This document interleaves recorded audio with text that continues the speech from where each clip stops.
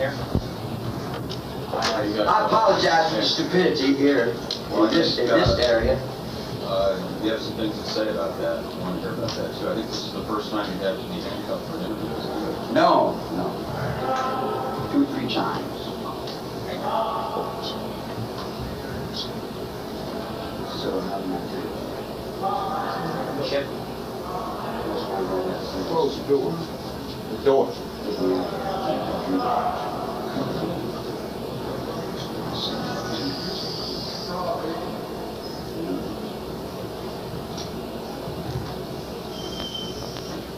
So I've always accepted Paramount as being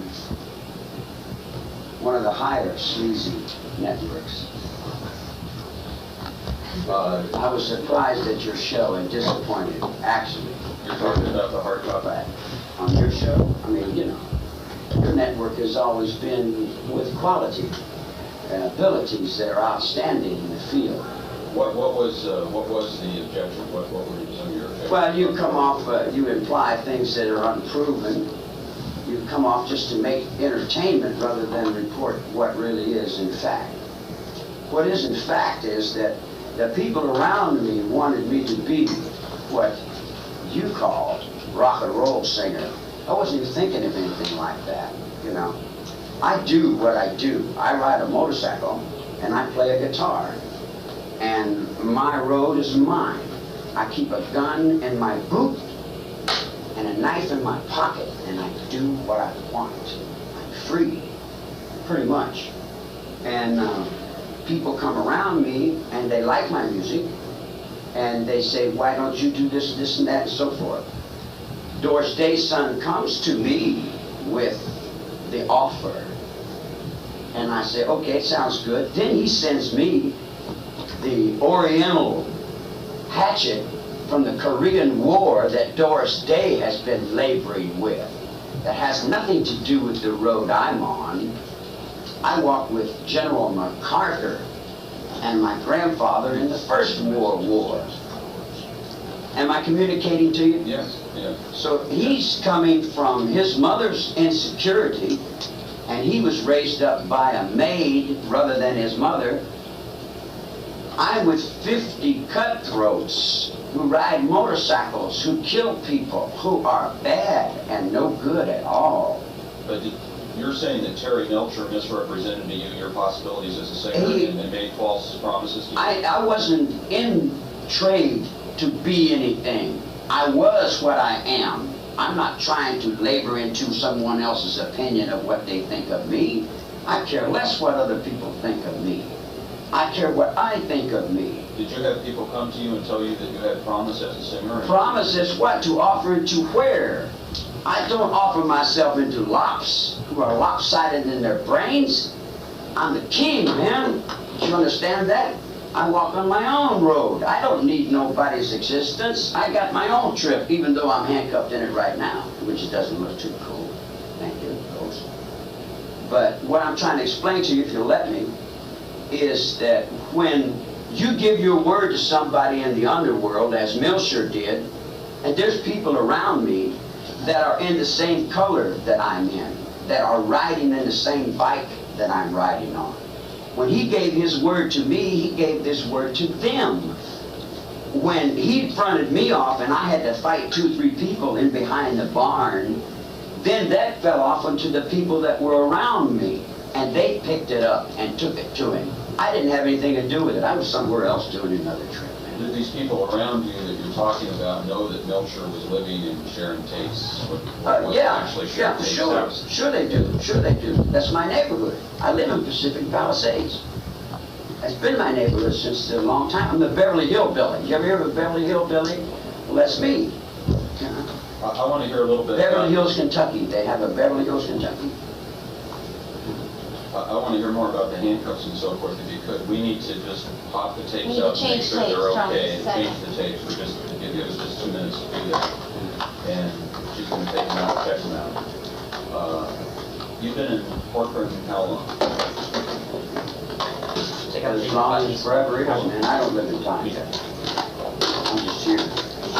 Been here the whole time. You're in hand. Yes, we can put it in this place if you like. I have opinions, but opinions don't change much. What is this one right here? Yeah, I have Which one? opinions Where is that about from? insecurity. That goes time cut in. Put you right outside. They're just changing it. Taking that tape to check it, make sure that the sound's okay, and picture quality. And the other one is Jensen, yeah? Yes. Technology, like that. That's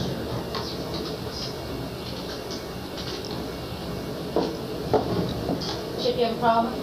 Yeah. what we brought to the camera. One of them's bound to work. It's not the camera, it's just that, it's okay. Is there a, Are you getting two something? Yeah. 229? You need to get this one in here. So where's the other young fella that was working with you before? The cameraman? Yeah, He works at CBS now. yeah, You know, the interviewer, Bill Stout, he died. yeah. Yeah, did you hear about that? He was a pretty nice fella, rather dull, man. He wasn't very deep in his thought. Well, you were very He entertaining. was kind of superficial in his I world. heard him call a lot of things. No, Well, I mean, you see him from a personal view. I'm talking about professionally. yeah, Professionally, he was he was a pretty well opinionated. He had his mind pretty well made up, man. He was stuck in 1950, about 1955. His brain was that's done. when he started. That's when he was his first. Yeah, You yeah. okay, Chip? Yep. Okay. It's difficult for you people to stay up with the minds of the people that are controlling your minds. That's another thing that I would like to chastise you for. We're on, so go ahead. You Go know, right. you say I control the minds. How am I convicted as being your father? Your father's the one who controls the minds, and how can I control the mind any more than my mind has been controlled? What is the mind? You come into the words and use the words of English to say what the mind is, but then you don't even know what the mind is. You think you have a mind? There's no such thing as I have a mind. The mind belongs to God. God is the mind. But yet you come up to me and say that I control the minds of your children. And I've only been back in this country for a couple of years. I've been in Mexico. I've been in Spain. I've been everywhere in the world fighting bulls and doing other things. I wasn't even thinking about the acid world. But you're aware that in the parole hearings that Prince Black and Houghton Watson have all said, Charles Manson, through the use of LSD, controlled my mind and made me do the things that I did. Okay? That's You're what aware they that they're said. saying that? No. They've said that at many occasions at the parole. They have. I haven't heard it. And If they have, I haven't heard it. that's been their continual statement, that Charles Manson used drugs to control me, and he sent me forth. All right? to these terrible things. We'll just show you how silly that is. Anybody that knows anything about drugs, the only way drugs control your mind is they'll control your mind until you can get it. And then when you get it, then you're gone. You take the drugs and leave. No. LSD doesn't control anyone's mind. It may actually work in the opposite. It may uncontrol your mind. But control your mind for what? Control your mind for where? It's all explainable. It all could have been explained. But Vincent Bugliosi is a Roman Catholic. And Stovic is a Jew from Poland. That's why they have a Polish Pope now. It's because they didn't want the truth to come out. They wanted to sell this helter-skelter off into the public's mind. So they could sell and buy this game that you're playing now, which is insanity. What about Helter Skelter and the Beatles? You've got another war. That's insanity. That just come up from somebody else's imagination. It had nothing to do with me. It come back like this. It can be explained, but you can't explain it in a half-hour show. You know, there is so much, and it's so vast, and it's so awesome. It's so much. Right now, you're in a holy war. I told you 20 years ago I had the oil and gas in the desert. I told you 20 years ago, get back to the horse. I told you your atmosphere is dying, man. Did you predict what's going on right now? Right, just back a second, it does. I predict. It does not predict. A blind Indian could look down the road and see that the dust is on the road. You know, you see the foot tracks going down the road. You say, "Hey, man, you're going off into the Plascon, travel battle, blah, stab the battle." I mean, you've got a problem. You've got your brain, man. Little sisters room up on another level of thought. When you've got brains, man, you can understand what the hell's going on in the world now, and you can see what's going to turn to. It's going to turn to oil's got to stop, or you're all going to die. You're running out of air. We're running out of atmosphere. General Motors and Toyota don't want to accept that the atmosphere is dying and you're not going to have any breath left if you don't stop those automobiles. In other words, there's so much to it. Well, let's take your opinions on one man, Saddam Hussein. I am that. You are Saddam Hussein. I was Charlie on the Ho Min Shin Trail. Your sympathies lie with Saddam Hussein or with George? My sympathies lie with me, with the truth, with God. You heard of Charlie on the Ho Min Shin Trail? Well, you remember the movie Wild Wild West? You remember the train that guy played in that movie? Go over and ask that guy how long he's been play acting me. I just didn't come on the set. I already broke through the stars in Indiana in 1940, back in the 40s, a long time ago. A long time ago. I've already been through this a million times. They tell me that inside here you still are getting a lot of mail, and a lot of people are... I'm alive. What you have to say. I am alive. You people have some idea that just because you're locked up in jail that you're dead. There's a whole back world out there. There's crow gods and there's lizards. I got a whole desert out there running, doing all kinds of things that you're not even aware of. Does it please you that a lot of people write to you still? Please. I have no please or displease or pleasure or displeasure. I balance in the wisdom of all things, man. I'm not in trade for buy and sell. I'm not in that same thought that you live in. Do you write back to any of these people? I write back to everyone I get a chance to. And what kind of message do you give them? At one. Which is? Air, water, trees, and wildlife. An environmental message. I'm sorry. Life. God. God is life. God is the sun. God is all life, and the moon. And the balance of all earth is air that we breathe. First, order. Water that we drink. Second, we need. Trees that give us both. If you're cutting down 4 billion trees a day and nobody cares. You don't even care for your children. How are you going to stop this war? You won't even let your children out to stop the last one. The children that are busted that you blame me for are your children. When are you going to start taking responsibility for your own children? You want to blame me for what they did? For mind control? It's kind of stupid, actually. Maybe I influenced. And it's possible that some of those people still might not understand the whole picture of what I'm saying. People were impressed by my music. They liked my music and they wanted to follow that music. They followed that music and they did what they did. It's not my responsibility what they do. I walked with them. I told Patty. When Patty said she was going to do what she did, I said, take these glasses, woman, come here. She came over and I said, take those glasses. I said, if you've made up your mind to do this, and this is what you want to do, are you prepared to face this? And she said, yes. I said, well then, drop those glasses off on the floor, wherever you go, and leave something witchy for me, will you? In the underworld, I am not obligated to stop anyone from committing a crime, because crime to me is not by the same definition as crime to you. What may be a crime to you, I would take advantage of in the darkness and the shadows of that light and order into the perfection of my world, the road I live on. But back to Patricia Kremlin, are you saying that she got the idea to do those murders herself without any suggestion? She got the ideas from a circle of people called red, blue, gold, and yellow. Those circles are set in what's called the rainbow. And Squeaky Fromm is red. She gave her life to this country for the rights of the common people. She's doing life in prison. Nobody cares about it. They don't even look at it. They just turn their back on her because they can't face her. They claim her, they pick her apart, they destroy her in 1,000 ways. You know how the world is. And then there's blue. She just got out of prison. She just flew from the east to the west. Sandra. Then there's gold, which is Nancy. There's yellow, which is Patty. I can't believe Patty would say Patty don't lie. I've known Patty for 21 years and I've never known her to lie about anything. It's not in Patty to lie. Patty is an honest person. She's a straight up woman.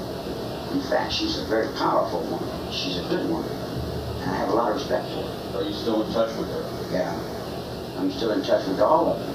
And what do you say to someone like Patricia Kremlin? I would say, she knows what I would say. I am her. She is me.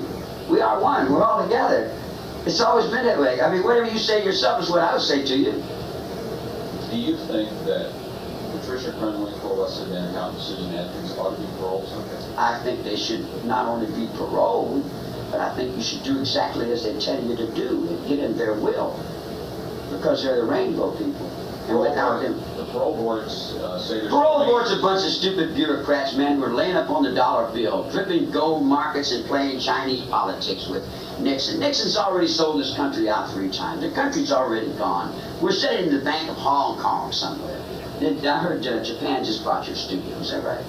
Not ours, but most of them. Yeah. In other words, like... Not ours, yeah. Yeah, you know, along with your money goes the knife that's protecting your money. And who's protecting your money? I was the only one protecting your money.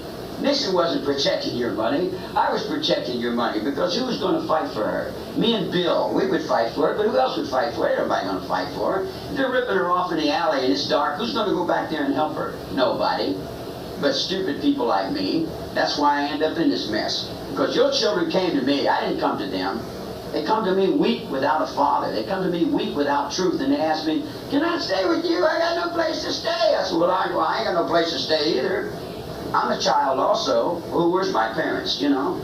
My father died in the war, so my father's the war. And we're locked in the war. So I put the war on my forehead and I say, look, let's stop the war. If we don't stop the war, we're all going to be dead. It's going to kill us all. We can't afford this, man. And there any intelligence among you? So stop the war, we're going to lose the economy. You're going to lose the economy anyway. Get yourself a hoe and start growing some corn. Get you some chickens. Get back on the ground with it, man. Get your horse. Get in behind the wagon wheels and start all over again. If you don't, there's going to be nothing left. Now, let's say you were paroled. Would you work on these environmental things that you talked about? That's what I was doing when I was arrested. Because some people, and I've talked to guards at other institutions who say that you've told them that you would just go out to Death Valley and become a hermit. I mean, what would you do? Sometimes. Here, that's where I was at before. You see, here's the thing. Why are we doing this? What is our reason for this? Something to do. When you've got all the money in the world, why do you do anything? I'm not working for money. And they say, well, you're working for women. I've got all the women in the world. I got 35 old ladies. What am I going to work for women for? They're cooking for me, man. I just sit around and play music. Music is my world. I just play music. I play music and I was planting trees. I was into putting trees out. I put a whole bunch of trees out in the desert. Fig trees. Trees was my life. I love trees. I like animals, you know. People, I don't get along too well with people. But animals, I like animals. I like animals. I like horses. And I like people. A little bit, not much, a few people. But I'm a pretty lugubrious old man, actually. Once I was a different kind of person, but that isn't what I am. Really hasn't got anything to do with what it is. But you're saying you have changed? Changed. I change from every minute. Change constantly. I'm in constant change. See, you don't understand my mind, man. You know, you go into school, you had a mother and father. I didn't go to school, I had no mother and father. You were raised up in a society full of rules and regulations. I was raised up in a penitentiary playing handball and ducking knives, man. There's a story that you didn't want to be released from terminal island. I want. See, that's another thing. To be free in your soul as a man, you got to be free from want. I don't really want anything. I make myself hard.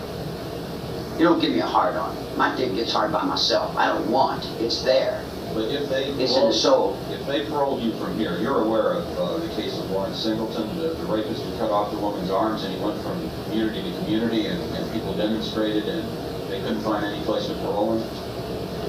Are you not afraid if you were released from here that you'd be shot dead the minute you walked out those front gates? Shot dead by who? Who you got that can shoot anyone? You ain't got nobody on your side that can shoot anybody, man. She gonna shoot me? She's walking in me now. That's mine. She's only standing, you're standing in her. She's already mine. I took her a long time ago. I grabbed her and took her out of the parking lot. We went down the road. I took her off. To Bonnie and Clyde, we died in Ma Barker's cabin over there on the dock side. You guys have been real. Humphrey Bogart was not the one you seen in the movies. The real James Cagney is not the one you see. Those were the actors.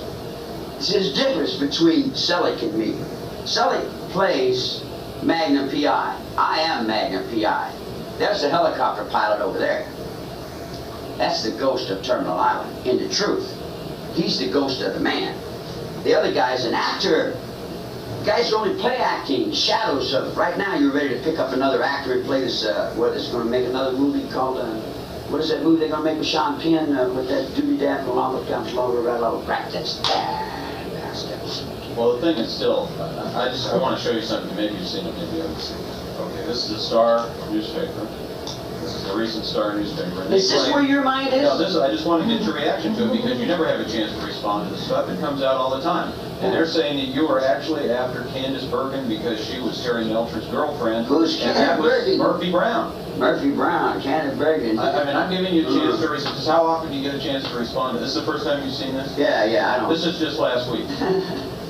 How does that make you feel? I know where it's coming from. It's coming from Buckingham Palace, Gate 12. Because Gate 10 just got blown up for coming out with the one before that. See, I can't tell whether this makes you laugh or whether this makes you angry or whether you don't care. What difference does it make? You sold public opinion so much that it doesn't mean anything anyway. What's public opinion? You buy and sell it. What's it worth? Nothing. Is it true? True. True about what? Is what they're printing here true? Is it true that you were after Candace Bergen? I'm not after. Why would I be after anyone? Is that a waste of time? I don't have enough time to be after somebody. If I had to be after everybody that wanted me to be after him, man, I got a list a mile long. Last time I did with what was that name? That guy named Geraldo Rivera. Yeah. He had to go out and say I was after him too. I'm after everyone. How can I be after everybody? So many, I just couldn't. It's impossible. You weren't trying to kill Geraldo Rivera? No. What, for what? For what? I don't know. I couldn't think of any reason. Maybe he's got a killing coming. He wants someone to kill him. Maybe he's begging, he's praying for God to kill him. I don't know. A lot of people are stuck in death wish, But that hasn't got anything to do with me. But you haven't got anything against Geraldo? I haven't, man, not for or against. I ain't got no chest. Murphy Brown. Who in the hell is Murphy Brown, man? Candace Bergen. I don't even know who Candace Bergen is. That's how dumb I am. I'm really dumb. You wouldn't believe how stupid I am. I'm a hillbilly. How close? I burned the school down when I was 9. How close do you follow what's going on out there in TV and music? Do you I still don't. follow music? Do you follow pop? Stop it! I do giants and they are rolling.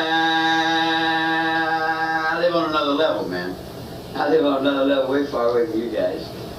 You live on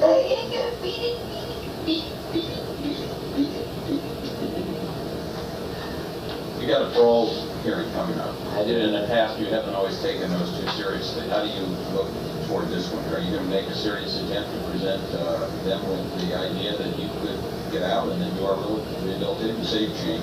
Rehabilitated? Are you rehabilitated? Oh, no, I don't think I'm rehabilitated. I don't think I'm rehabilitated. They're going to ask you at these hearings, I'm sure you're more aware than I am. What? You have remorse. Here's what. Remorse or what? If they say you admit that you're wrong and that we're right, and you submit to us and what we say is being true and all that, and we'll go back to Socrates and we'll give him a little poison and we'll say, here, Socrates, we got the same problem we had all the way back when you was first put in the first cell. Take the poison and die in that cell, or say you're full of shit and we'll let you go. So the parole board wants me to go in and kowtow to their reality and say that their reality is the real reality and my reality is really the stupid, dumb reality. I give my reality to the uniform. And the uniform, when the man declared a holy war, all the uniforms of the world come to attention in God. Even though you ding-dongs who don't believe in God, it doesn't matter. The uniforms still ring all through this country, all through the world. And we in the uniform don't need civilization in your society. We can do without your Inquirer and your lies and your fakes and your phonies. Because in the military you have to be right, or they'll put you against the wall and shoot you. Have you given up on that parole hearing even before it's already? I haven't given up on anything. I'll take anything that goes. You unhandcuff me now, we'll go wherever you want to go. You unlock my door any time of night, anytime you want to. I've always been there. It doesn't matter. Let me ask you about the prison routine here. kept by yourself? How does it work? Where do you eat? Where do you exercise? What freedoms do you have? Freedom's probably the wrong word to use. I don't have any freedom. What is your? I don't have any freedom. I'm on 4-point restraint. I'm strapped down to a bed. I'm locked up completely, and everybody else is insecurities. And the stuff that you say about me on the TV the other day, it falls right on me, and I got to carry it. The reputation. All the insanity that you put forth, that is untrue. It's not even documented in court. The publicity causes you problems inside the institution. Because most of the people that run these places watch you people. And what attitude do they have toward you? They have the attitude that you project through your cameras. That's the reason I'm here, trying to clean that up a little bit. And that comes down hard on you inside. Yes, it does. Yes, it does. Because I'm carrying you on my back. I'm carrying her. I'm carrying the set. I'm carrying the set with my ghost. That's my ghost there. That's my ghost there. Is your problem with the prison staff or with other inmates? My problem is with stupidity, insecurity, in the name of security. People who are afraid won't face themselves. Some inmate tried to kill you. Oh, come on, man. Did he? Now, what do you mean? Kill me for what? Tried to burn you. So he did burn me. He gave me a suntan, okay? He baptized me in a Christian Venta church or whatever. That's up to me and him. It's got nothing to do with nobody but me and him. And he wasn't trying to kill you. Kill me if he tried to kill me, I'd have been dead. He killed his own father. He blew his father's brains out with a shotgun in Pasadena. Do you fear for your life inside here? I was his father. I came back to life, human life.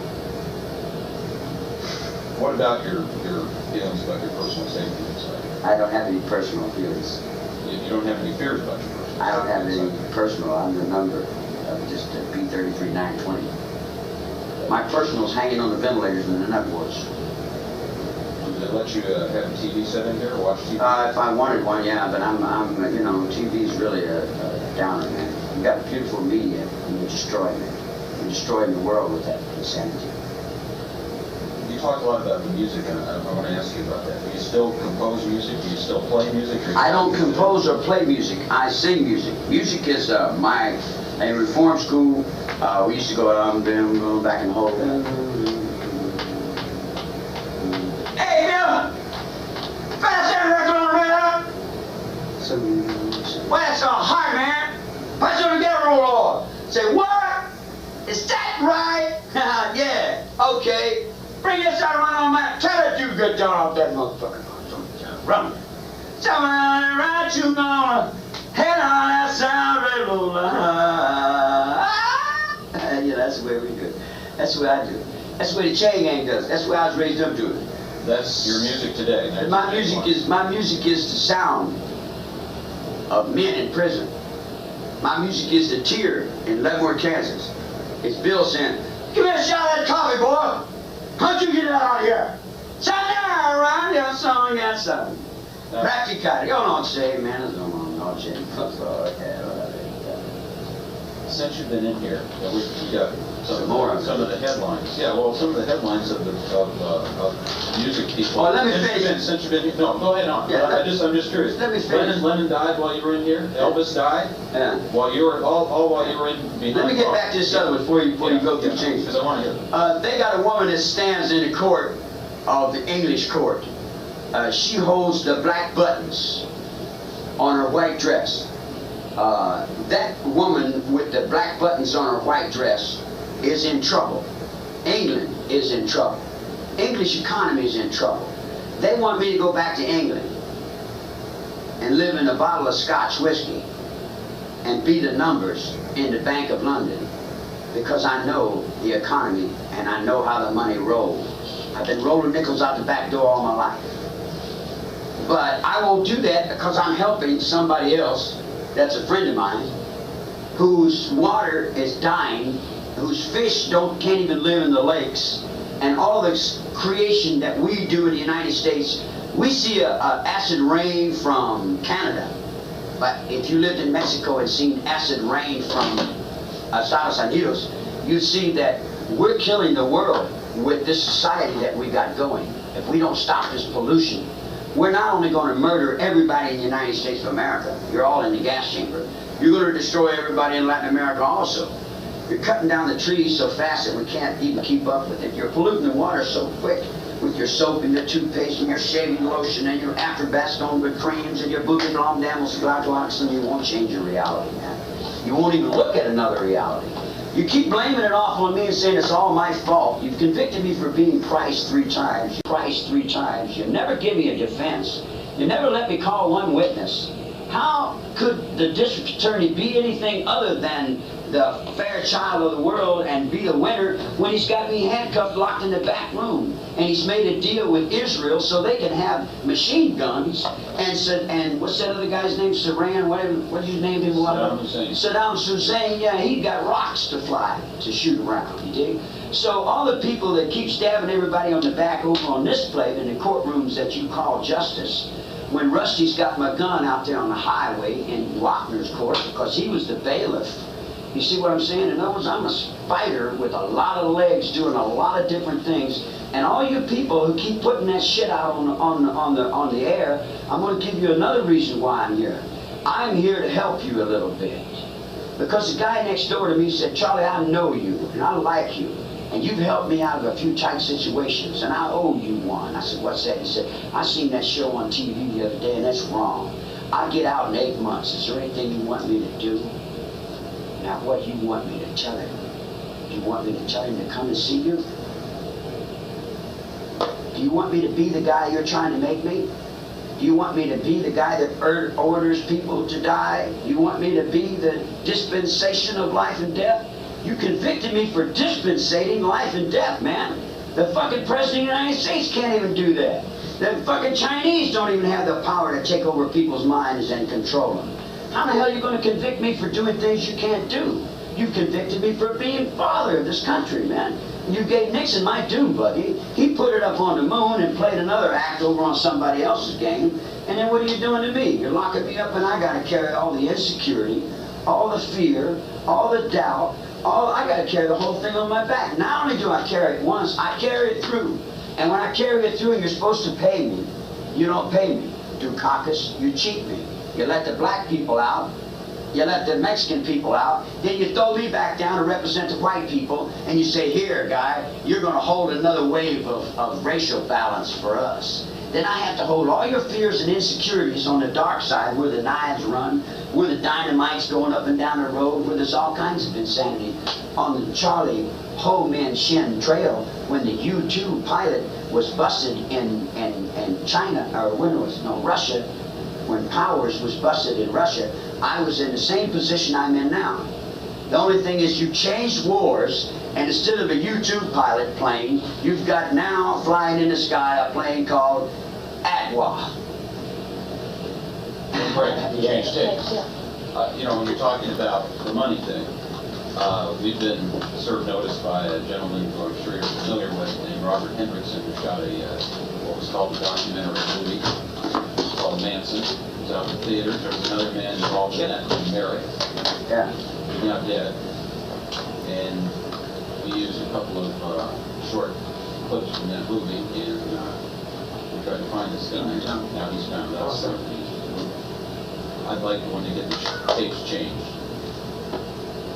Find out if you were satisfied with what they did in that movie. I never see it. I never watched none of that. I never see You're that. aware of the movie? Yeah, yeah. I'm not hung up on myself. They were there, and they shot. Now, what they did was they snuck around the back and they stole everybody's stuff. They stole stuff from people, they lied to people, they cheated people, they burglarized people's houses. They did all kinds of devious trips to make that movie. They did all kinds of bad things to make that movie. Did they have an understanding with you before they started shooting? I mean, did they come to you No, and say, no. They just came out and started? Nobody has. Nobody has. They just brought another Marine off the island. Every time they bring a Marine off the island, it's the head of this country.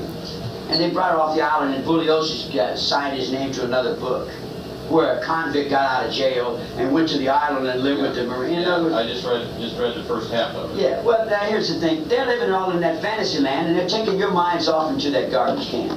That's pure bullshit. Well, there's a movie being made of that book also. But it's all fantasy. Your whole lives have become entertainment, and you've lost sight of reality, man. You can't even get to the public's mind unless you go through Entertainment Tonight. And then when you go through Entertainment Tonight, you know what they do with the film? They take it to Czechoslovakia and shoot their leaders. Because they see that what I'm saying is true. You're gonna die, man. You got movies about the mafia talking about, wow, we're going to make this hit. You got movies about James Cagney and all these guys, but the reality of that is that on some levels, that was a reality, man. Some things you cannot do. You cannot steal my music. If you steal my music, you got God to contend with. And you don't even know what God is, and you don't even believe in God. What would you like to happen to your music? Whatever happens to it, don't change it around. You change it around, you're changing the voice of God. Because I'm that messenger. There's a message in your music. There's a Assalamu alaikum, wa alaikum salam. I would say there's a message in my music, sure. Elijah Muhammad, Daddy Grace, Soup Kitchen in Chicago. I would say, yeah, Juvenile Hall with Father Divine. They had a soup kitchen over there on Clark Street. That's how long I've been fighting. I've been fighting since I left the Irish monks in Terre Haute, Indiana, and I haven't lost a fight yet. I lost one fight in my life. There's one guy alive who's with me.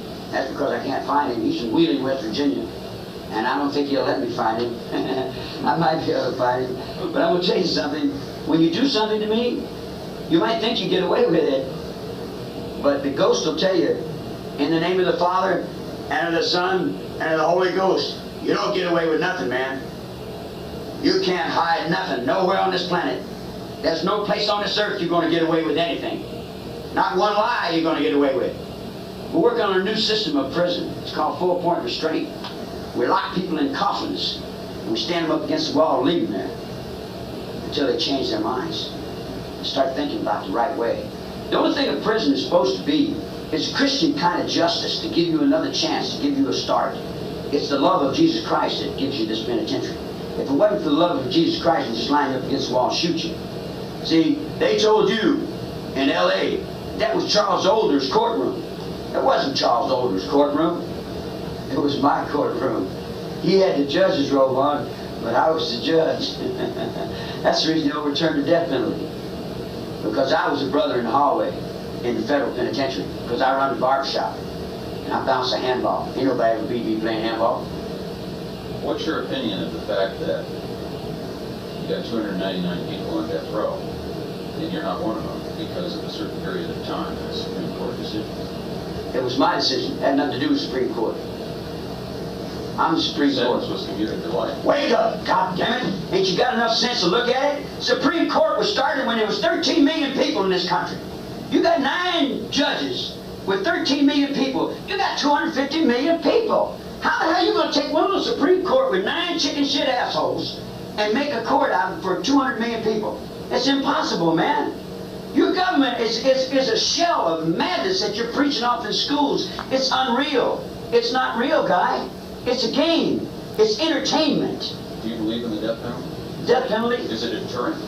No, what, deterrent from what? Deterrent from what, guy? Death penalty prevents people from murdering people? From murdering people. Where are you going to start? Where are you going to put the axe at? We got the hatchet. Where do you want to put it? 299 people on death row, they shouldn't be there. What you raise them up to do? They're babies. You got a baby in a cradle, you're telling, baby, won't you light my fire? Baby, won't you want a revolution? Why don't you do it in the road, kid? Go over there and do that, son. Go over there and do that. And all the kids run around. You lead them off into the nut boards, and they're in their fucking nut boards cutting their wrists, writing, I love you, Beatles, all over the wall and hanging himself. And the Queen of England said, how much money did we make on that? How comes they got music in this country coming from England? How comes there ain't no white music in this country coming from this country? How comes only black music comes from this country? Because Johnny Carson gives Doc Severinsen 50 cents, and he gives the Jews the balls in this country. And they give him the action on the music. He's got all the young girls. He gets all the pussy. I have to stay on the motorcycle and catch what I can out in the dark side on another dream. You guys are all screwed up in your heads, man. You're selling your own asshole back through your asshole at least 3 times. You have no idea what the hell you're doing. Now you're coming up with this David Letterman and stupid-ass Paul Schaefer, man. All he did was steal my music and come back and talk about somebody from Maud because she got another thing, and that guy that played on Henson didn't bring a taxi from New York. He owes me 9 taxi cabs. How many times do you think it would take to cut his heads off? If we started putting out death penalties where they belong, we'd have to dig Elvis Presley up for taking my guitar and beat on his bones for a while, wouldn't we? What kind of music do you like to listen to? All music. I love all music. Ain't no music. I like classical music. I like Beethoven. I like all music. I like the ballet. I like everything that has anything to do with class. How about pop music? Madonna, Michael Jackson? I don't know. That's not my generation. My generation is Bing Crosby. My generation is when your studio was moving fast and hard. My generation is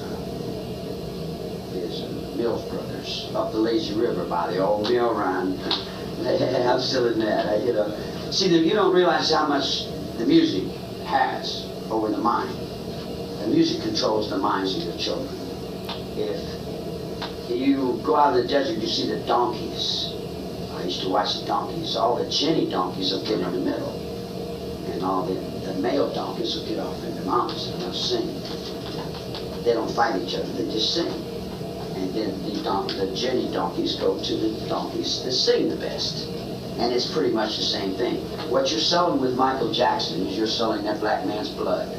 You're mixing blood with Michael Jackson. You're putting him up to be like you did Elvis Presley when you were selling the Indians, when you put half Indian up. You don't approve of the way that Michael Jackson is? I don't approve, disapprove of anything.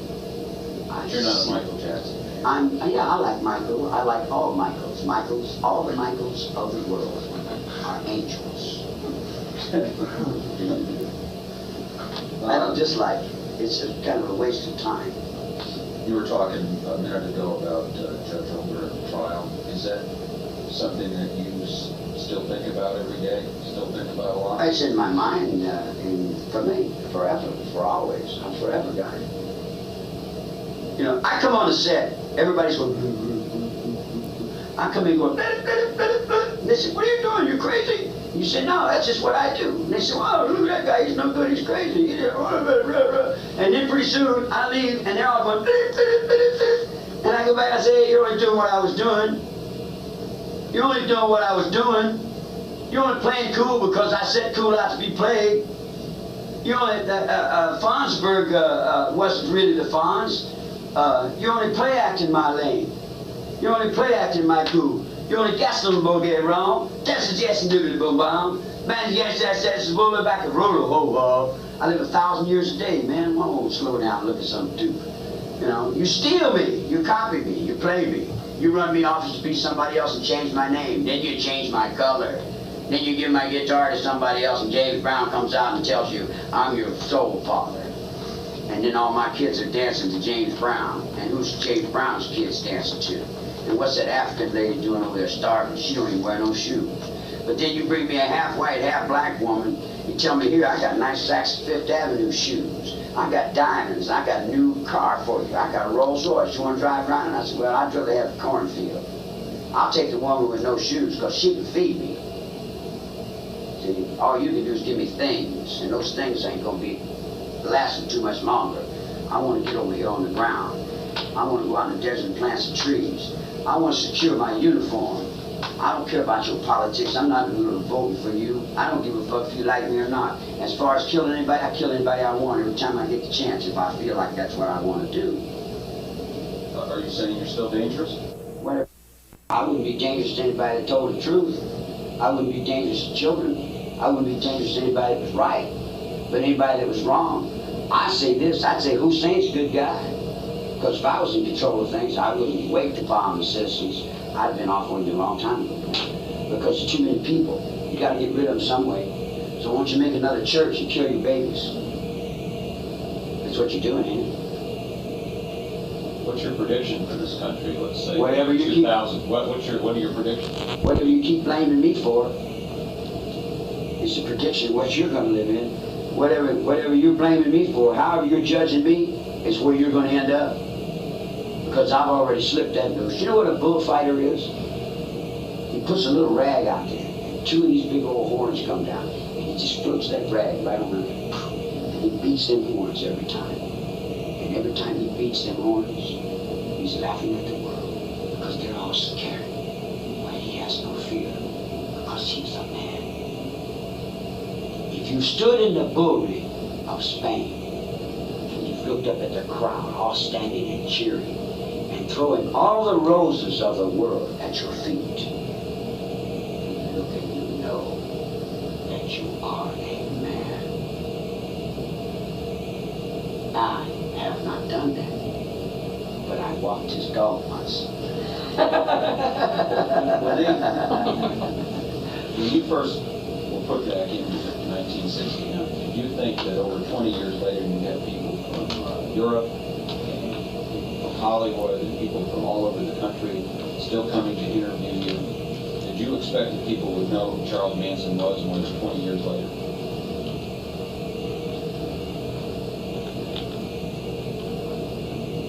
How do you think I would expect? I don't anticipate. I live right now. I'm standing on the end of the nose. You know, I don't live like that. I don't think like that. I'm everything. I'm nothing. I'm real. I'm a bug. I lived in a cell with a roach. I lived at that little bug for 14 years. It's not stupid. That whole universe, he's right. He's lasted 6,000 years. 60,000 years, 70,000, a long time. Spending a lot of time in your cell. What do? Do you read? I Listen sing. to the radio? I sing. Want to hear what I sing? Your own songs? You want to hear what I sing? Crow guard, clocking gas story burn on the highway, rolling down my way, I'll be home soon. Hello, she's down like rolling plus I gotta put your heart bounced around. Yeah. And then I sing up, don't tell the blow story, you tell that motherfucker I walk the thing, tell that phone. Get up on the phone, boy, and tell the roll steady bend on down.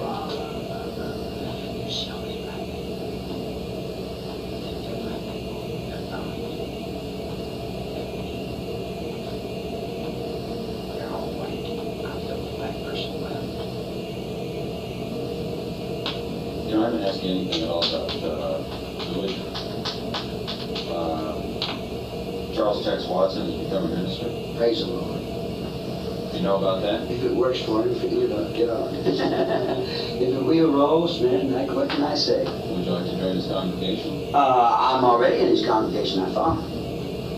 I've never had anything against Tex. Tex's been all right with me. Tex kept his word. Tex had some problems. I'll run some down real quick to you. Tex had some problems. He come to me and said, I can't deal with this, man. He said, it's too big for me. Will you help me?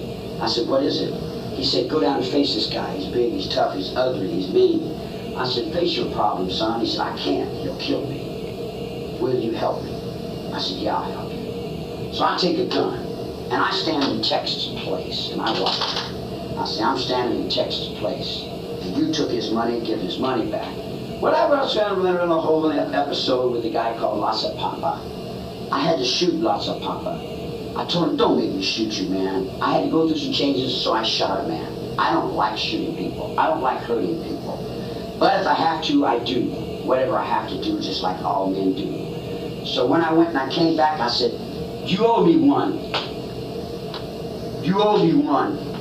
You'll pay me sooner or later, one way or another. Take your time. Take your time, as much time as you want, but you'll pay me the one you owe me, or God will catch up with you. Because I'm a man of God also.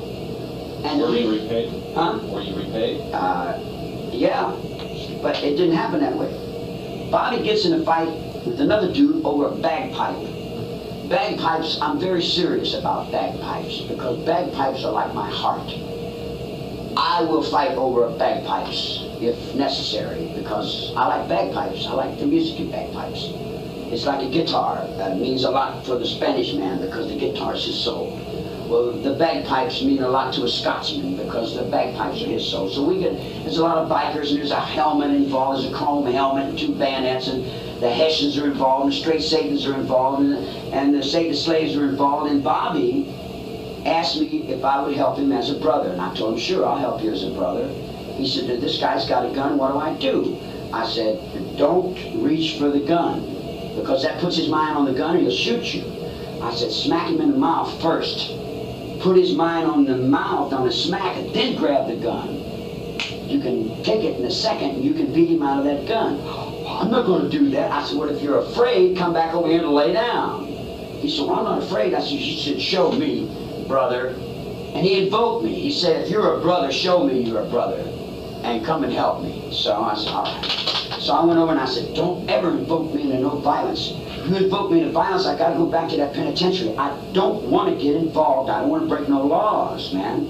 Because the old man told me, if you don't break the law, you don't have to go back to jail. So I'm not breaking no law. I'm staying right on this line and keep from breaking the law. So to make a long story short, I took the gun away from the guy. The guy shot in the wall. When I took the gun away, I threw the gun back to the guy and said, now I gotta kill this fool. Because if I don't kill him, he's gonna tell my parole officer I'm going back to jail. He said, no, don't kill me, man. I said, the only way I get away without killing you is you give me your word that you won't tell. You can come in my world. He said, I give you my word, I won't tell. I said, come on in my world then. You live in my world, because I don't tell either. There's a world that you don't live in, where people don't snitch on each other. We don't rat on each other. We don't tell on each other. We don't write no notes. You see what I'm saying? That world is in motions. It exists in procedure. It exists in uniform and military. It's not in words. It's in the wave of your hand. It's in the reflection of motions. It's in the circle that you don't know anything about unless you're raised up in the military. You can understand that. So then I cut the guy's ear off. We put the guy's ear back on with some scotch tape and we packed him all up. He promises he won't tell. I said, why don't you make your debts and pay your debts and be a man, man? Why you gotta lie to this kid? You owed him money. We're not wrong, you're wrong. You're trying to get somebody to make a man out of you, to make your word good. Your word is all you are. If you ain't got no word, you ain't no good. If you ain't no good, you ain't worth living. Because what the hell are you without your word? You stand on your word, man. You give this kid your word, you make your word good. If you don't, I'm going to have to come after you again because that's my brother. My brother's me and I am my brother. And I'm standing in his place. I stood in Texas' place facing his death. I stood in Sandy's place facing her death. I fought 3 people for Susie facing her death. I fought all kinds of different people facing their problems. And I never realized what was building up in the implied agreement of the circle in the occult, what you call the occult. So when it came back into play, the guy got the gun back from Bobby. He said, I'm going to go kill that little fart. Bobby said, I won't let you kill him. The guy said, he cut my ear off. Bobby said, the man stood up for me. Now I'm standing up for him. He said, no, I don't want you, I want him. He said, he was doing what he was doing for me. And he handed the guy a Mexican knife with a big eagle on it. And he told the guy, you can kill me. Because now I know he stood up for me. I'll stand up for him back. And the guy says, I don't want you. So Bobby took the gun away from him and stabbed him in the heart and killed him. And I think now at parole hearings he says that you did it. It doesn't matter what he said. I know what happened. It doesn't matter what people say. What people say is what they say for themselves. Everybody's working for themselves, aren't they? You just said, you just mentioned the circle and the occult and so forth. Can you talk about that? What you meant about that? Well, whenever someone does something for you, you owe them that back. If you let them do it. That's not really occult anything. Occult about that. That's a circle of implied agreement. Applied agreement is a spiritual circle of monks that have hoods that give their lives to God, man. And you must serve that. If you don't serve it, you're not in line with yourself. That's the implied agreement. Where do you think I'm coming from? I'm coming from Father Jabal's order in Terre Haute, Indiana. At full of monks. They set me, they raised me. They taught me how to play handball and paddled me when I lied. They set me out on the road. I ran away from them at 13 years old, and I'm still running from them. I got 2 questions about the prison policy thing here. I just want to make sure we're about the tape. Are we up? Will you let me finish? Yeah, I just want to make sure because the tape is running out. 9 minutes left. Yeah, let's go ahead and roll. Let's pick up. Just wait a second. Everybody's rolling? Yeah. Go ahead on. So,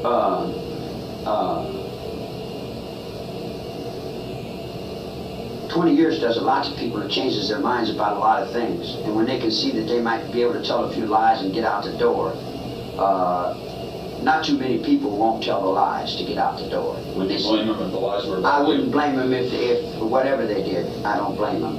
I don't blame. I don't carry blames. I'm not a blamer. You could take the rap as they... Take the rap as a tap. That don't mean a bottom tap. That ain't about shit. Listen.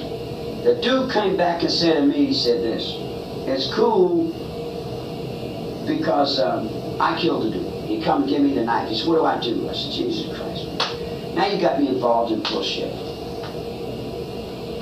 When he killed a dude, that got me involved if accessory after the fact. That's the most that you could have convicted me for legally. It's accessory after the fact. Because all the judgments that I had made in the 2.5 years that I was in Los Angeles are only the judgments that I was taught by the man. Only the judgments that I was taught by the brother. Only the judgments that I was taught by God. And I know what the court is, and I know what judgments are, and I know the guidelines of life and death, and I know the dispensation of that life and death. Now listen, when Bobby stood up for my life, after I stood up for his life, I owed Bobby one. Tex owed me one. I crossed both legs, and I said, Tex, you pay Bobby what you owe me. You owe Bobby one, pay him. He said, how do I pay him? I said, don't bother me. I'm busy. I don't care how you pay him. It's none of my business. You make a mistake in letting me do something for you, you're dealing with the devil, mister. I don't cut no slack in my act. I don't play no bullshit with nobody. I don't lie. I don't want to be lied to. I don't fake. I don't want no one faking on me. You do me right, you'll get right back. You don't do me right, you'll get it sooner or later. So whatever you do, you're doing to yourself. It doesn't matter. If I'm helping you, and I'm serving you, and I can't serve you right, then evidently there's something inside of you that ain't right. Because all I'm doing is serving what you asked me to do. It's the same thing with Tex. Tex kept his word all the way to that gas chamber. As far as I'm concerned, Tex is a man, and Tex is okay. Tex never took no witness stand on me until said anything bad about me. Nobody but Linda Kasabian said anything bad, and it took him 17 days to pump that out of her. And all she said was, I think he said, go in there and kill somebody. Well, she could think pink elephants until Mama Africa comes home, and it still doesn't make elephants pink. Is Linda Kasabian in any kind of trouble right now? Is Linda, I don't know, I imagine Linda Kasabian has to do whatever Linda Kasabian does. I'm not in the business of judging people, man. Not really, you know. I'm not in the business of blaming or condemning, criticizing or going through all that insanity. I live in the world of right now, what is, and I don't. You've got no grudge against Linda Kasabian. Right. She For what? helped put you behind bars. For what? For what? For testifying against you. Against me for, she testified, she has to live with what she does. She got to live with what she says. Her waters are not running. And she's not in any danger from you. Why should she be? She gave me her daughter. What about? Rumpelstiltskin. What about your kids? You got her daughter right over here. Well, what about your son? 23, 24 years old, back in New York State. Have you ever talked to him? Has he ever tried to contact you? I've got a whole lot of sons, guy. I got a whole chair full of sons. And this guy said, I got a whole prison full of sons. No, I'm talking about a guy who's here. Hey! Yeah, what about that? I don't mind. Still no more candles from the road at high. When you go now, stop. Just become a part of me. You never know me, you never see me, you don't reflect me. You come to me and say, hey, I'm your son. I don't know who you are. You know, you don't belong to me, you ain't got nothing to do with me. Tell me, I don't even know you, man. How could you be my way? You're not curious about him? Curious about what? About what he's like. So why should I be curious? What, isn't it? If you know everything, there's nothing to be curious about. You don't want to talk to him? I am talking to him right now. You'll listen. What would you like to say to him? What would I say to him? The same thing I would say to him anyway. You're all medicine. You're all my children. You convicted me for being a father. I told the judge, hey, man, did you see what you're doing here? He said, I said, look, man, you're convicting me for being responsible for everything, man. Don't I even get a defense? Can I call in witnesses? No defense, no witnesses. So when Tex and I went in to the Baryanka house, there was a little dog out there. I told the dog, shh. It's funny, dogs just never bark at me for some reason. I go to the worst neighborhoods and the dogs just never say nothing, man. Did the dog live? The dog lived? I don't know. I went in. We went in, and Mr. Baryanka was sitting at the couch. I asked him if he had the black phone book. And one from New York City, they owned, you ever heard of a guy called Frankie Carbo? It's an organized crime thing. Yeah. But what was put out was that you never knew Lino Labianca before you went into that. I didn't. I knew Frankie Carbo. Frankie Carbo knew Lino Labianca. Everybody said that you picked that house by chance. I picked what house by The chance? Labianca house. Everything we do is by chance, or nothing's by chance. It's always perfection. Want to dance, what will dance? Go on, There's I all interrupted. kinds of I chances. interrupted. I interrupted. The black phone book. And he said, what do I know about the black phone book? And I told him, I was sent from God to get the black phone book. I told him, don't lie or die. And he said, yeah, I got the phone book. I said, give it up. I'm God's father now. So he gave me the phone book. Then why did you get killed? I don't know. I was We're talking about Tex. I'm no expert on prison policy, but as I understand it, Tex Watson has a wife and 3 kids by way of conjugal. Tex Watson has a wife and 3 kids by way of conjugal visits since he's been in prison. And that the policy here is that you don't have any physical contact with anybody. You talk to them through a glass. How does it happen that Tex Watson has 3 kids and you don't even have any physical contact with anybody? I guess Tex is smarter than I. Tex is a pretty smart boy. He's got a college education. He reads and writes pretty good. All them guys are pretty good. If you're stupid in jail, man, you're locked up all the time. You got to be smart in jail to get out on the line. I'm not too smart. I'm smart on the back of a motorcycle, and I play good music. But other than that, I'm stupid. I mean, I don't know how to read and write that well. I'm a dumb hillbilly. I'm pretty stupid. I'm still in grade school truth. I'm still in Sunday school truth. I still believe in God. That's how stupid I am. You know you have to be stupid to believe in God. Well, I started in on that religious thing. I want to pick that up, but I think we got to change. Yeah, we got to change Tex in a second. Because we really. All right, you're going to cut this up and make me look like a villain again? I'm going to present what you say as fair as we can. I think you've been right on it. Been talking about all these things and setting the record straight. Okay, let's look at it this way. They convicted me in the press.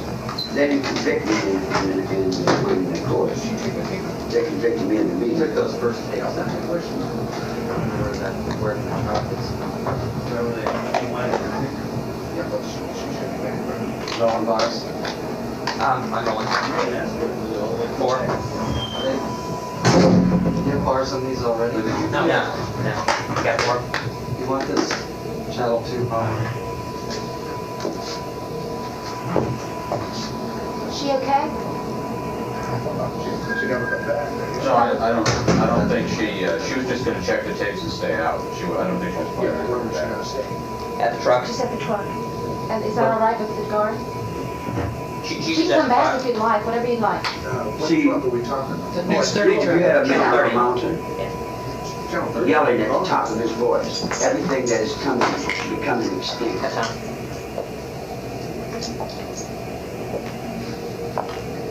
He would be saying, the beetle bug's dying in Virginia. Cobblestone in South Africa won't live no more. Most in the mountains of Australia, the bumblebee bug is leaving. The boots and the moon butterfly is not living anymore. Wild ghost are gone. The platypus ghost on. The bumblebee roast on. And he'd be yelling at the top of his voice as fast as he could. That's how fast things are becoming extinct. Like this. 6-7 billion trees cut today. You cut a tree down and make a desk with it. You don't think about it. It's just your way of lifestyle. You cut a 600-year-old tree down. It took 600 years to build that tree. That's 600 years worth of energy that you're taking from the earth.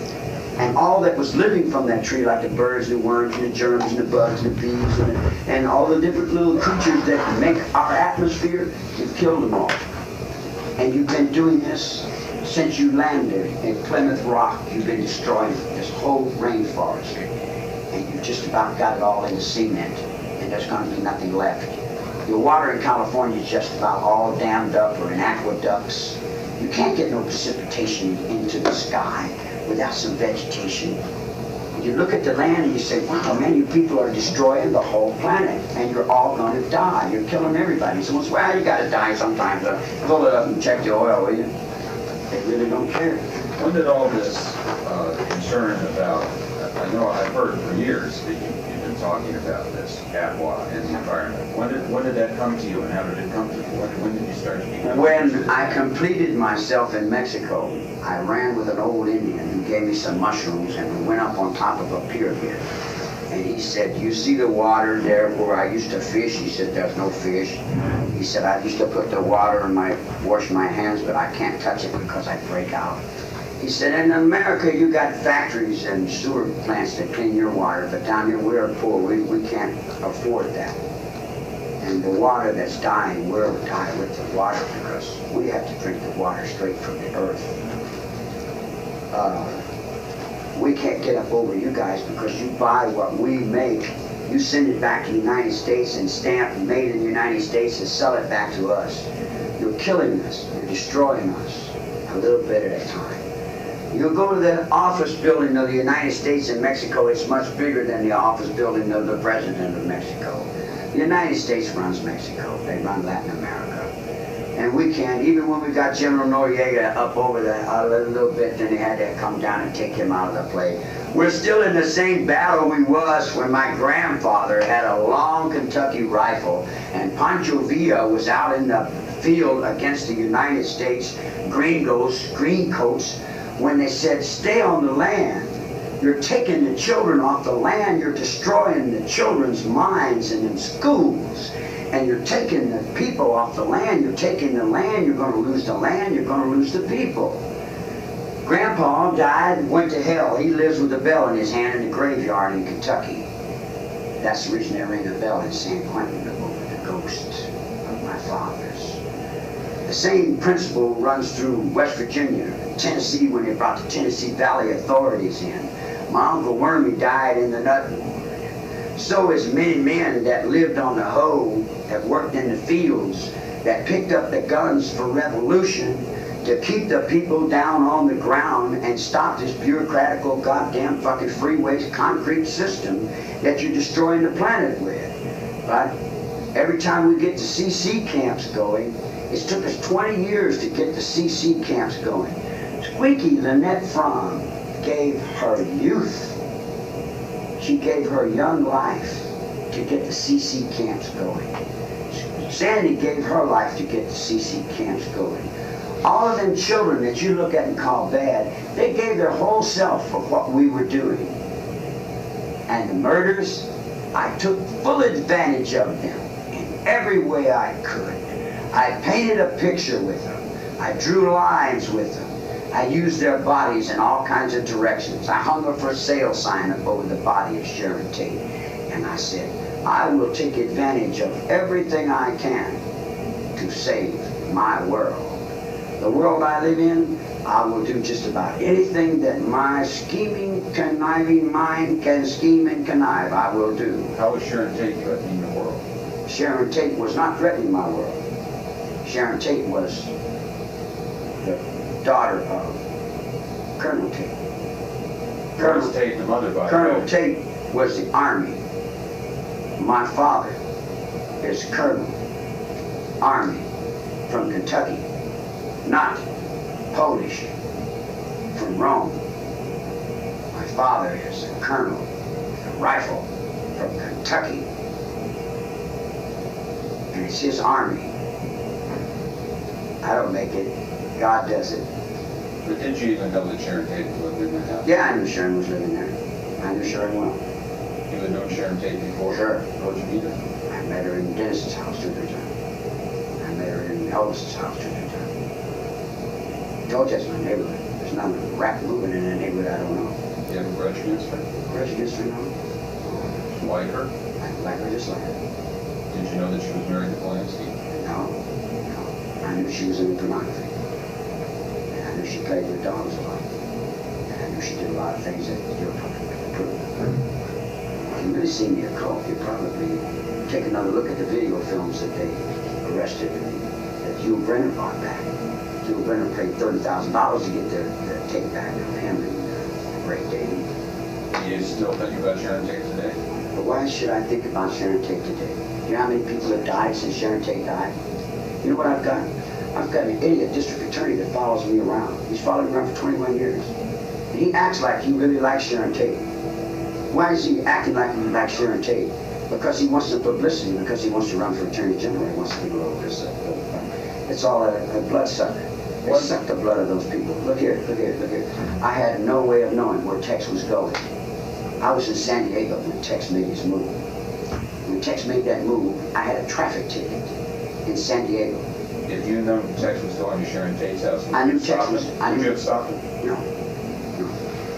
And I'll tell you why. Anybody in prison will tell you, Mr. A and Mr. B's in the cell. Mr. A says, I'm going to hang myself. Mr. B says, I won't let you. So Mr. A kills Mr. B and hangs himself anyway. There's a knife on that yard, and Joe Blow's going to make a move on Tom Green. You get in the way, you're going to get moved on. You walk your line in life. Life has a line. Remember that song, I keep a close watch on this heart of mine? I walk the line because you're mine. Yeah. Well, there's the truth in that. The truth is, if you walk the line in prison and you don't get on nobody else's line, 9 chances out of 10, man, I'll bother you. Anybody that gets up on your line, you really don't have to worry about them. Because there's only one person you got to worry about in prison, and that's the man. And he's generally in the uniform. So you really don't have to worry about too much. You know, you don't have to if you walk in the line. Well, I walk the line. The guy comes up and says, I'm going to rob the First National Bank. I tell him, yeah. That's cool. That's cool. Yeah. He said, you want to help me? I said, what's the plan? He showed me the plan. I looked at it. I said, no, don't look too cool to me. I'm not stepping into that. I won't bite off into that. It's too raw. So if he says, if I say, yeah, all right, I'll help you, and I step into it, then I'm all the way in it. And if I give you my word, it's my life. If I say the getaway car will be there at 8 o'clock, the getaway car will be there. You see what I'm saying? In other words, that's the world I live in, where if you give your word is your bond, and your bond is your life, you know. You guys don't live in it yet. You live in another. I want to come back to what you were just saying about the DA who follows you around and speaks. He says, and this is what we're talking about religion. Earlier in the interview, you said you believe in God. The DA who follows you around says, he doesn't say you're a Satanist, but he says you become the champion of all the Satanists in the country are gravitating toward you. Okay. Set me straight on Charles Manson and religion. I want to hear it from you, because we've heard from him. I'm handcuffed. That's religion, man. The big man over there is religion, as long as I'm handcuffed. When I'm on that handcuff, and I'm religion. But I'll just keep after you on it if you don't want to answer it. That's okay too. Let me put out one more quote. It said. Come other words. It said that Tex Watson said, and I'm not saying that you said it, but you're saying that Tex Watson is quoted as saying when he was in the Tate house, I'm the devil, and I'm here to do the devil's business. Okay. Does that mean that the Manson family were a group of Satanists? I would imagine the devil's in everyone, isn't he? What is the devil to you? What's the word? The definition, semantics. The devil is doubt and fear, insecurity. The devil runs in, he's not sure. The devil is generally a woman, most ways you want to look at it. Then you can look at it from the other eye and say, the woman is generally Christ. Christ is the woman, and Christ is the devil. The devil is the woman, and how are you going to draw the line on it? It's interpretation. Everybody's got their own interpretation on it. There's abraxas, that's what they call me, in the back. Abraxas. That's the cross going one way in the light, and the cross going the other way in the darkness. One cross one way, the other cross upside down. Do you believe in the concept of heaven and hell? Well, I believe in the concept of yin and yang, big and bond, rattle, stusking, to get the bomb roller, and then I got the touch letter, get flown on, I believe in bomb, I'm trying to saw stem and other things that you've only put in the depths of it. But you don't know about arms land because you've got a friend, and they didn't tell you about that. But you got the esoteric, and then they got the fossil baric, and the bomb best both about business. And there was time with the phone most you never had a false knowledge because they didn't tell you about it. It was another peak. It was so high they were just freaked out. They went, oh, wow, man, I didn't know that. I didn't know you were in there. I said, if I would have known that, I would have had you out a long time ago. I'm sorry, please, Lord, forgive me. And I said, I don't forgive. I'm not in the business of forgiving. You're out of line. You've got no slack. Got too many, two-way. I just got no time for it, man. I'm sorry. Goodbye. There's nothing I can say. And then you go in the cell. and hang themselves. What can I say? What can I say? What do you want me to do? Be the savior of the world? Is that what you're looking for?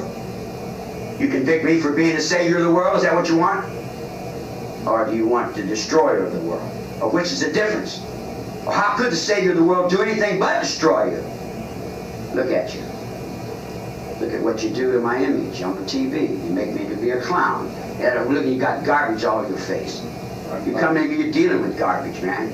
You play acting that goddamn horse shit off to those people's minds, and then it comes back through them stars, and I got to labor. I can't even get on the main line. I can't have a comb to comb my hair. I can't have a mirror. I can't have anything. They give my guitar to James Brown because the black people are scared of the white people. The white people are scared to death. So they run and give my guitar to the black people and say, we're sorry, we don't want to offend you.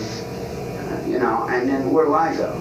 How am I to do? I got to whip the white people up into shape to keep them up balanced with the black people because they're scared. I got to carry this fear on this foot, carry that fear on that foot, and then I got to go up down the hallway handcuffed to where some witch has got a hammer over here bound on the thing looking at me. Somebody else got a screwdriver doing some other thing. And it's okay if I'm afraid.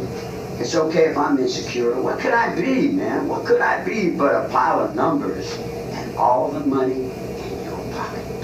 Don't you think the people in here are afraid of you because of that reputation? People are afraid, and they're just laying it over on me because you're giving them that to do with it. You're giving them an excuse to do it on TV. But I mean, seriously, doesn't that help you to have that kind of reputation here that people leave you No, alone? hell no, fear don't help nobody. I mean, fear helped me if I was Bush. Give me 4 stars on my shoulder. Give me that uniform and put stars on my shoulder. Then I can have the authority that I am, and I can stand up and be what I am. And in essence, that this eye is World War I, this eye is World War II, and that the body that I am in is the toes in one shoe. What does it stand for? That means World War II. My dad went over there and took it away from the Germans. It belongs to me now. I can say whatever I want to say to it. It does whatever I say to it. It's mine. Aren't you afraid people are going to think that means I am a Nazi, I'm an American Nazi? I don't care what people think. Women think. The man don't need to think. He knows. Have you ever been tempted to get rid of this? Some days you wake up. I wasn't tempted when it got burned off. The Hare Krishna incident? Yeah. Burned your forehead? Yeah. Did you put it back on? Yeah. What were you thinking about that day? I was thinking that the child was very confused, and that the Prime Minister of India would be shot and killed for that, and that 3,600 people was burnt to death in the streets for it. And it was a shame that he had to do that to himself. When these big news events happen, like you're talking about the war that's going on right now, and we brought a whole bunch of these headlines, we went to great length to find all these things. John Lennon, Jonestown, Nixon, Royal Honeymoon, all these kinds of things, Patty Hearst, all these things have happened since you've been behind bars. How do you find out about these big news events? I already know what's happening before it happens. I already know everything. What's going to be the next big news event? We're going to kill all the civilians In Iraq? everywhere in the world. There's only going to be uniform left. World War III? No, the end of the world. You really believe that's coming? Yes, how can you? I mean, you got eyes in your head, you got ears to hear. A deaf and dumb Indian could tell you with his nose. He could smell it and tell you. You go over and sit on the hill on the side of L.A., and you listen to L.A. in the morning. You're the freaking... And tune your guitar. And then you come back about 10 years later after you've been in jail, and you say, "Ooh, wow, man, you went on three notes. You went on 3 notes, man. That whole town is lifted, You go where there used to be grass over there. There's no grass there. They got apartment buildings. Oh, wow, man. You go where there used to be trees. There's a filling station. Wow, man. You go where you say, well, you got a little patch of green over here. I mean, how the hell are you going to breathe? Where are you going to get your air? You get your L.A. forest can't even got no trees in it. The bees can't even live in L.A. The butterflies, you can see the butterflies in L.A. Let me ask you about, we talked about the rest of the future, your own future. Do you expect to get out? Out? I don't know. Yeah, Out. I mean, no, I mean... I don't have any out in my mind, man. I am out. You're locked up. I tried to explain to you that was my courtroom, and the ghost of truth in the world that you're in will fade and die. The world that I am, I still got dreams. I'm a beautiful woman. I'm a beautiful woman. But you're not resigned to staying in here the rest of your life. I'm not resigned. I don't know. I'm not resigned to staying in here. In here to you is what's in here in your mind. Can't you understand that? In here to everyone has in here what is in here to their mind. That's got nothing to do with me. I may end up being the doctor in here, helping people. I wanted to open up a suicide clinic where everybody that wanted to die could go and commit suicide. And it would be legal because a lot of people want to die.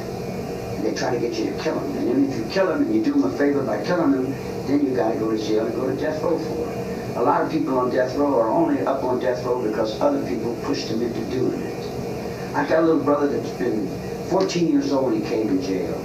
He didn't know anything of what he was doing. He's on death row waiting to die. He's never been outside since he was something like 14. And then he was only out for, I think, a couple of years. The guy's never been out his whole life. And all he's done is what you put on him to do. You put stuff on people to do it, and then they do it, and then you blame them for it.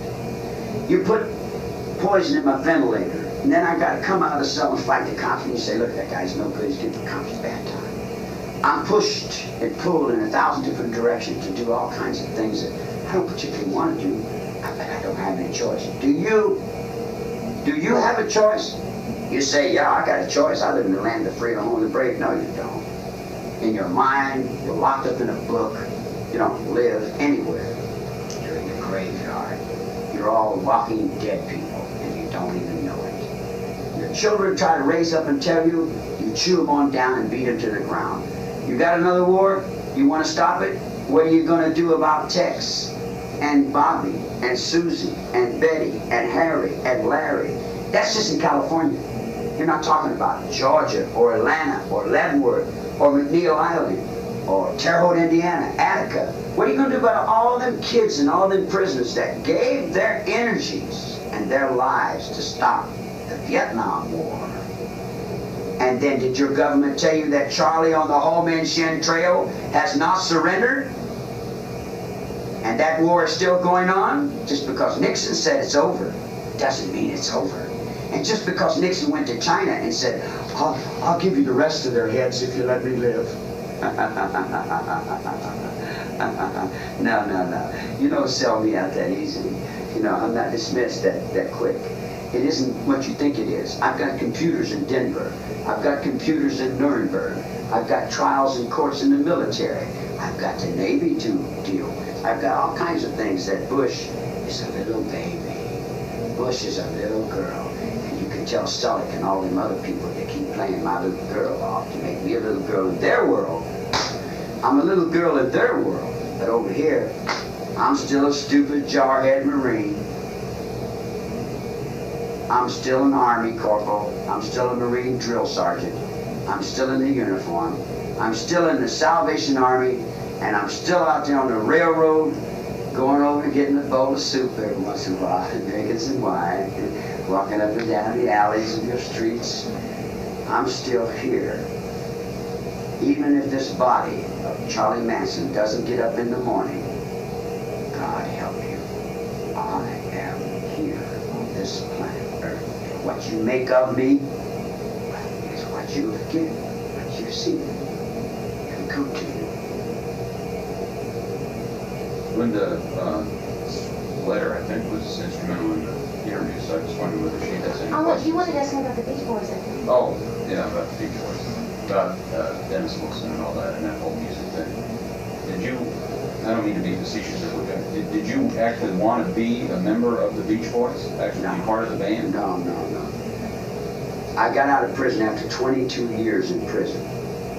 Tanto tiempo disfrutamos este amor, nuestras almas se acercaron tanto así. I was singing. Doesn't sound like a Beach Boys I song. was singing in the gardens of Chapultepec, Mexico City. I got along good with the Mexican music.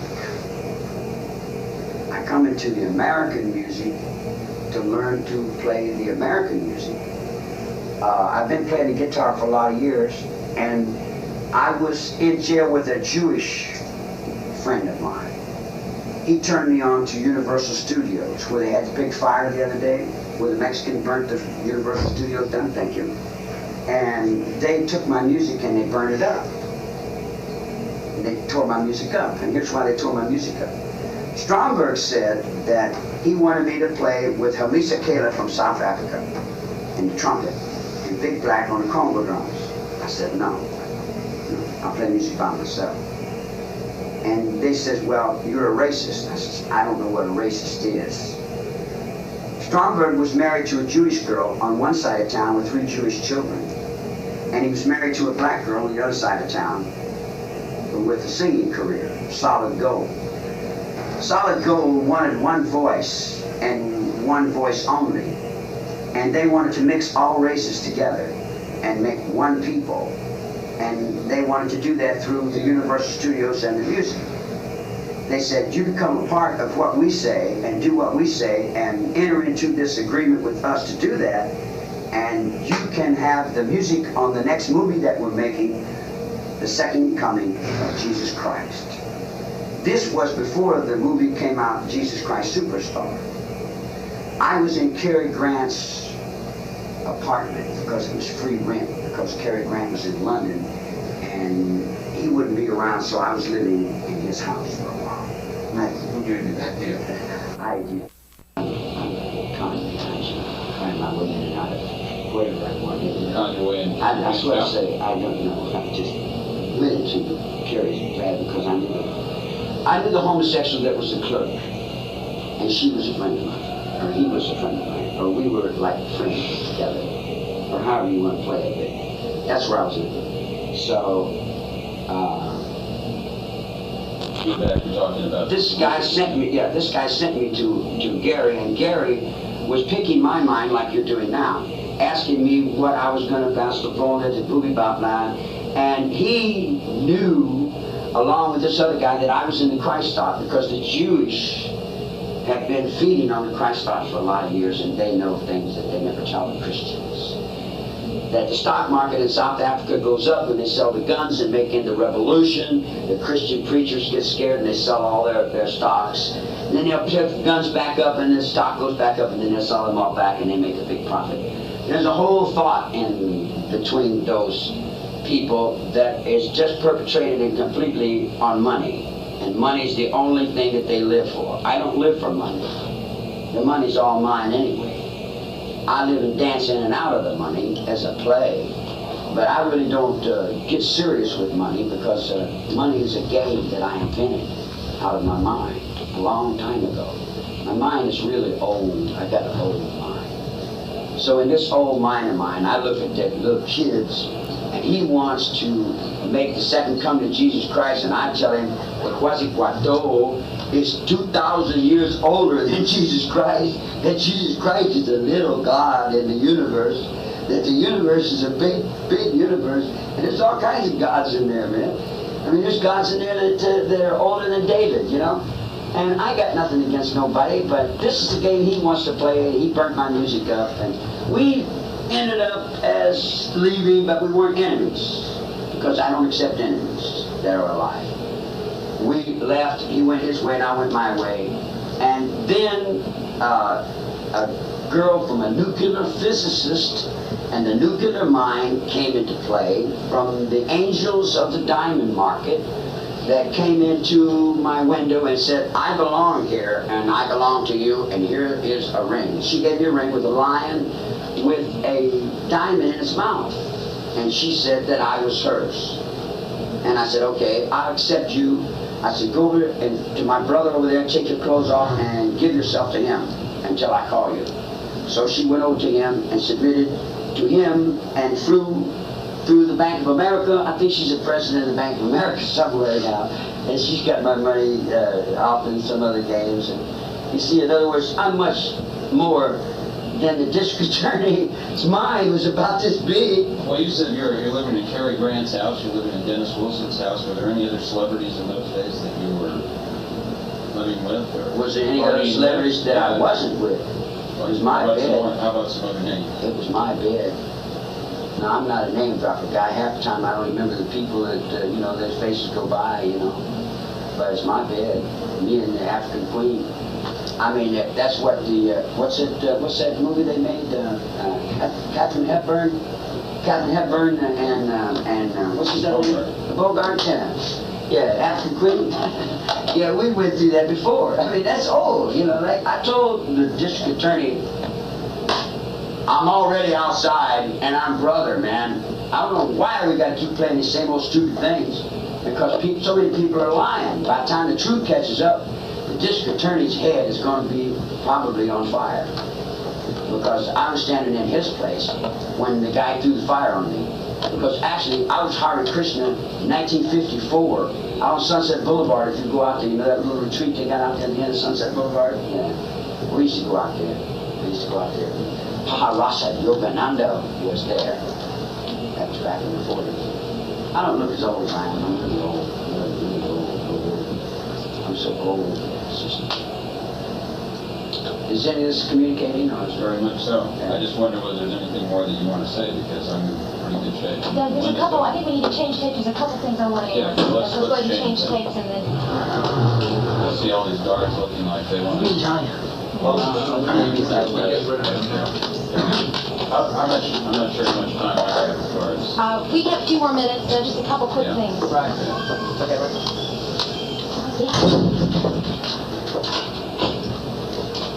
Do they, on your mail, they look at everything, they open everything and read it? Yeah, they bolster down on the mail, yeah. And are you sure that when people send you gifts and so forth, does it get through? It doesn't matter if they get through. These cops are in my body anyway. Take it out. How many letters in a week would you say you get? I don't know, it varies. I used to get about a couple, 200-300. A week? Yeah. Now, Charlie, you said you were upset with our show Hard Copy that aired a couple weeks ago. Now, I want you that aired a couple weeks ago. Now, I want you to think about it, and I want you to complete the sentence for me. I want you to say, I'm upset with Hard Copy because, and tell me why. Say it like that. I don't have a television in my house. And I'm upset with Hard Copy in this perspective. Would you start that again for me? Yeah. Start it again for me. I'm upset with Hard Copy on this level, from this perspective.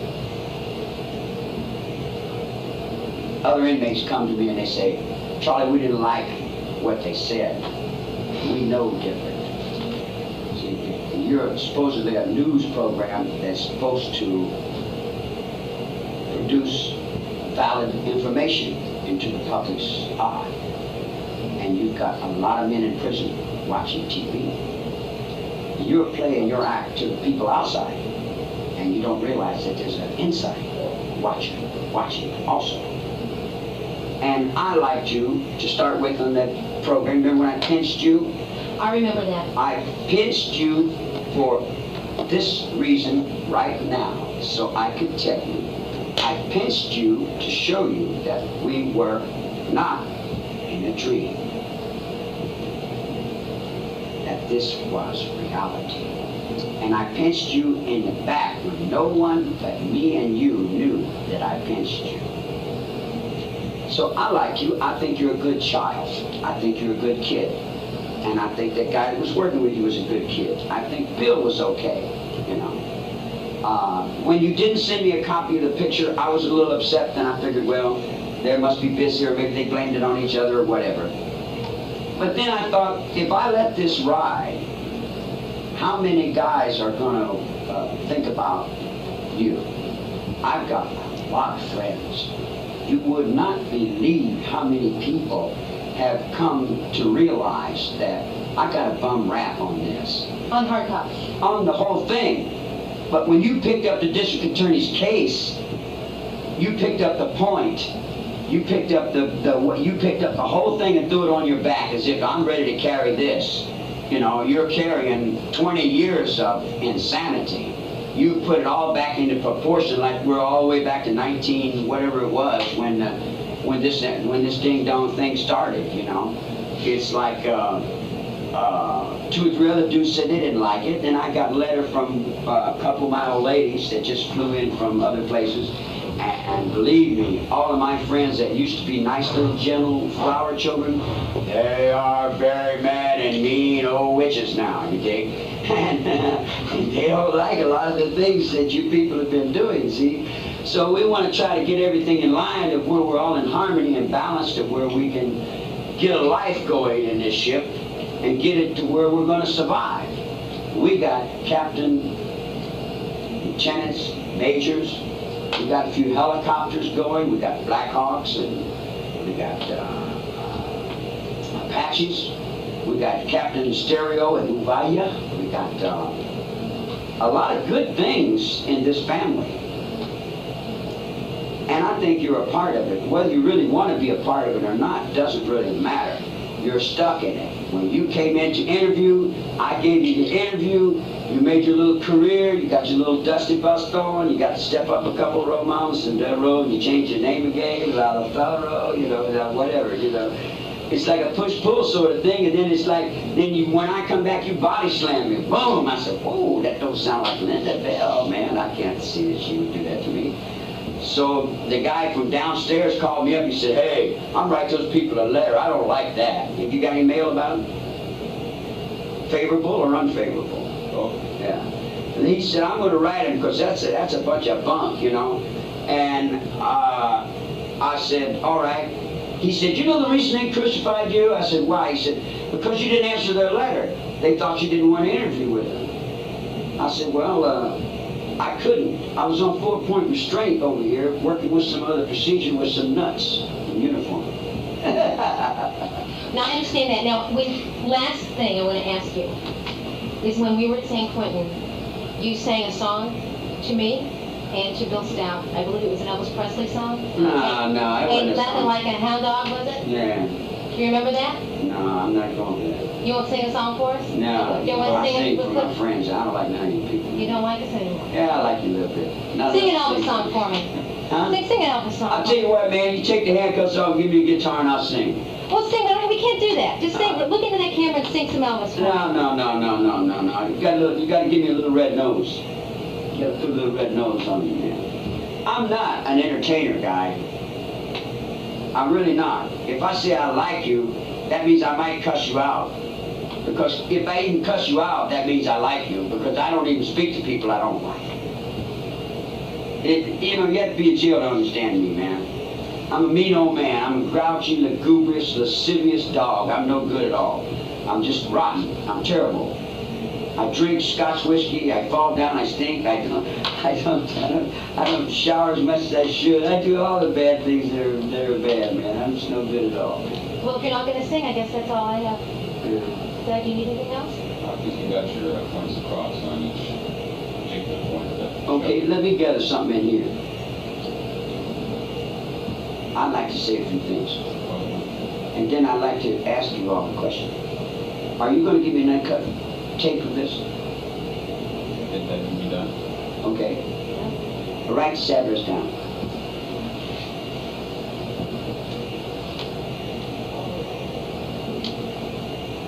Blue 1013 Jensen, J-E-P-S-E-N, Cochran. 932. Yeah, would you send him and I give you my word on this. See, I live by my word. I give you my word that we'll not use it for any commercial things or play any commercial stuff. It's only a personal thing for this particular, it's an Atwa trip that I'm on. You know? And then whatever you do with the rest of it, I guess is up to you. But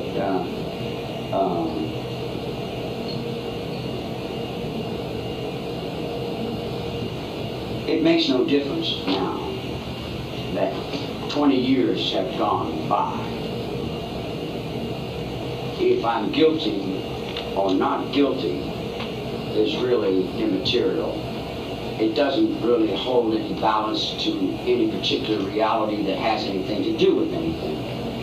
Pushing blame in circles and play acting punishing someone else because you're not sure of something is really rather primitive. This day and age, the technology that we have, I want to say this to all of you. This is important to your life. When a holy war is called upon the planet Earth by holy man,